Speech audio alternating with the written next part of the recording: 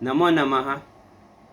सत्यम परम धीमहि भजगोविंदम, ये जो सूत्रमाला है, एक के बाद एक हम श्लोक लेते जा रहे हैं और आप समझते जा रहे हैं और सत्संग चल रहा है। तो हम आज चौथा श्लोक पढ़ते हैं। मैं पढ़ता हूँ, फिर हम उसका जो मनन मंथन चिंतन करेंगे और उसमें से दधि मंथन, तो उसमें से जो भी अमृत निकालने का प्रयत्न करेंगे। नलिनी दलगत जलमति तरलम तज्जीवितम अतिशय चपलम विद्धि व्याध अभिमानग्रस्तम लोकम शोकहतम च समस्तम।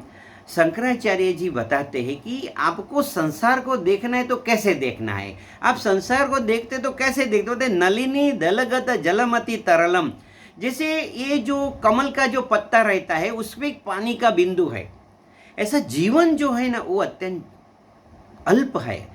कली में जीवन अल्प है, करिए बेग सवार तब साधन कछु ना बने केवल नाम आधार। ये जीवन की जो क्षण भंगुरता है इस श्लोक में बता रहते हैं। लोगों को क्या होता है कि चलो हम जब इस एज में पहुंचेंगे फिर प्रभु का नाम लेंगे, उसका स्मरण करेंगे, तो क्या होता है मैं आपसे बताता हूँ कि समय जो है वो चला जाता है। इसलिए बताता है कि समयम, ये जो समय है ना उसको पकड़ो। ऐसा वेन यू आर अवेयर, जब आप आत्मभान में रहते हैं, वेन यू आर दैट अहम इदम शरीरम न अस्ति, मैं ये शरीर नहीं हूँ, मैं ब्रह्म हूँ, यही समय है और बाकी का जो समय है वो चला जाएगा। तो अपने को एकदम वो जो बराबर उदाहरण देते हैं उसको बोलते हैं मेटाफर, उदाहरण का वो जैसे रूपक बताए कि नलिनी दलगत जलमति तरलम, जैसे कमल के पत्ते पर ये जो पानी का जो बिंदु है ऐसे तरल है, वो क्षण में चला जाएगा। ऐसे बताता है कि तद जीवनम अतिशय चपलम, ऐसा जीवन को पकड़ो। देखते आप देखो, यदि आपका जो आयु है ना 10 साल का है तो कैसे 10 साल पास हो गए मालूम नहीं है। यदि आप 20 साल के तो कैसे 20 साल चले गए मालूम नहीं। यदि आपको 50 साल के है तो मालूम नहीं पड़े कैसे 50 साल हो गए। यदि आप 60 से ऊपर है, आप देखेंगे पीछे मुड़ के ऐसे ही समय चला गया, आपके हाथ से समय चला जाता है। इसलिए समय का सदुपयोग करना, ये जो बोलते हैं टाइम मैनेजमेंट। देखो, एक जो लोग रहते हैं बिना ध्येय के जीते हैं कि मेरा कोई ध्येय नहीं। आपका एक ध्येय है। जब आप मेरी ये वीडियो सुन रहे हैं तो आपका ध्येय क्या है कि मुझे परमात्मा की प्राप्ति, यही मेरा ध्येय है। यदि आप बोलेंगे कि भाई परमात्मा की प्राप्ति दूर की बात है, तो फिर आप यदि वेदांत में जो विश्वास रखने वाले हैं तो आप क्या सोचेंगे कि to know myself, self realization ultimate जो है आपका ध्येय होना चाहिए। जैसे स्टूडेंट है उसका ध्येय क्या होना चाहिए? पढ़ना। विद्यार्थी लभते विद्या।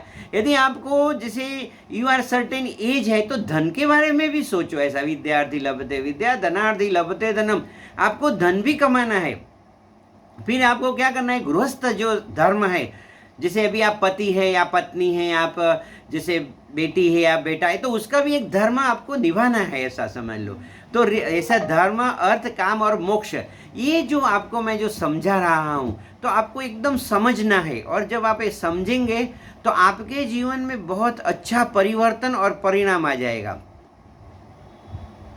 तो मैं आपको ये जो बता रहा हूँ वो आप एकदम ध्यान से सुनिए। तो ये नलिनी दलगत जलमति तरलम तज्जीवितम अतिशय चपलम, ये जो जीवन है अतिशय चपल है ऐसा। इसलिए बताते हैं विद्धि व्याध अभिमान ग्रस्तम, ये बताते हैं कि व्याधि वो जो रहता है ना, अभी व्याधि का मतलब है रोग, ऐसा समझ ले ऐसा। और अभिमान, सी ये संसार शोकग्रस्त है। ये जो समस्त संसार है, आप देखना, आप देखेंगे कि अहंकार से ये जो संसार है ना वो ग्रस्त है। तो अहंकार जो, अभी देखो मैं ऐसे नहीं बोलता हूँ आप अहंकारी, ऐसा नहीं बोलता हूँ, मगर यदि आपको देहाभिमान है, मैं ये शरीर हूँ, अहम इदम शरीरम, मैं शरीर हूँ, मैं शरीर हूँ, तो समझ लेना ये अभिमान है, ऐसा देहाभिमान। कभी कभी लोगों को दुखाभिमान हो जाता है, उनको लगता है मैं इस संसार में सबसे ज़्यादा दुखी मैं हूँ, उसको मिलते दुखाभिमान।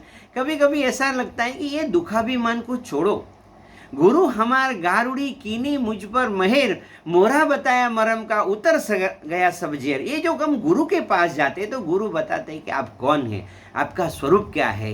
को अभी देखो, को अहम, मैं कौन हूँ, तो आप कौन है, आपका स्वरूप के बारे में चिंतन करो, ध्यान रोज करो। देखो अभी क्या होता है कि आपके जीवन में जितना समय प्रभु भक्ति में गया वो समय है, और प्रभु भक्ति में जितना समय नहीं गया है वो समझ लो आपके, उसने बताया कि नलिनी दलगत जलमति तरलम तज्जीवितम अतिशय चपलम, आपका जो जीवन है अतिशय चपल है। वो मीन्स क्षण भंगुर जीवन की बात करते हैं। तो जागो, उत्तिष्ठित जागृत प्राप्य वरान्निबोधः, ये उपनिषद का एक श्लोक है, उत्तिष्ठित, आप जागो।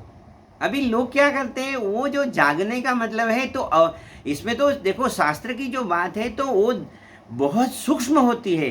स्थूल दृष्टि में रहता है कि आप जागो और आपका संसार का ध्येय के लिए काम करो। मान यदि आध्यात्मिक दृष्टि, सूक्ष्म दृष्टि से मतलब जागो, जागो का मतलब एक नरसिंह मेहता हो गए, उन्होंने बताया जागीने जोऊ तो जगत दिसे नहीं। उसका मतलब मैं जागता हूँ तो जगत दिखता नहीं है, उसका मतलब वो जागेंगे तो गाय गाय नहीं दिखेगी क्या, घर घर नहीं दिखेगा, पेड़ पेड़ नहीं दिखेगा, जरूर दिखेगा। पर वो बताता है कि जब आप उत्तिष्ठित जागृत जागो और प्राप्त करो, क्या प्राप्त करो, आत्मज्ञान, ब्रह्म ज्ञान, यही आपका जागने का मतलब है। जागो जागो जागो, मैं ये शरीर नहीं हूँ, अहम इदम शरीरम न अस्ति अहम ब्रह्म अस्ति। ब्रह्म ज्ञान के लिए जो श्लोक है, ऐसा अर्थ बहुत निकलता है, एक अर्थ का बहुत अपने ऋषि मुनियों ने बताया तो बहुत अर्थ निकलेगा। पर आपको जो आध्यात्मिक में अर्थ निकालना है तो उत्तिष्ठित मीन्स प्रोकास्टिनेशन, आलस्य को छोड़ दो, उत्तिष्ठित जागृत जागो। तो आप मोह निंद्रा में हो तो आपको क्या करना है, देह भान से ऊपर उठ के आत्म भान में आना है। उत्तिष्ठित जागृत प्राप्य, प्राप्त करो, क्या करो, वरान्निबोधतः, जो महापुरुषों ने बताया। महापुरुषों ने क्या बताया कि अहम इदम, आप शरीर नहीं हो, कौन हो, को अहम, को आप कौन हो, तो बताए तत्त्वमसि, तत् मीन्स वो जो है त्वमसि, आप ब्रह्म हो, आप पूर्ण हो। जब मैं किसी कोई मुझे मिलते बोलते हैं आप पूर्ण हो, तो बोलते हैं नहीं मेरे में ये कमियां है। तो कमियां मन में हो सकती है, कमियां शरीर में हो सकती है, आप में कोई कमी नहीं है। आप अपने को ऐसे कमजोर मत समझो, बलवान समझो। अहम इदम शरीरम नास्ति अहम ब्रह्म अस्मि, ये इतना आप रखते हैं। फिर हम दूसरे श्लोक के ऊपर भी जाएंगे। तो चौथा श्लोक है, चलो आपका शुभ हो, आपका कल्याण हो, आपका मंगल हो। मे गॉड ब्लेस यू, आनंद में रहो, मौज में रहो, हर हाल में खुश रहो, enjoy every moment of the life. May God bless you.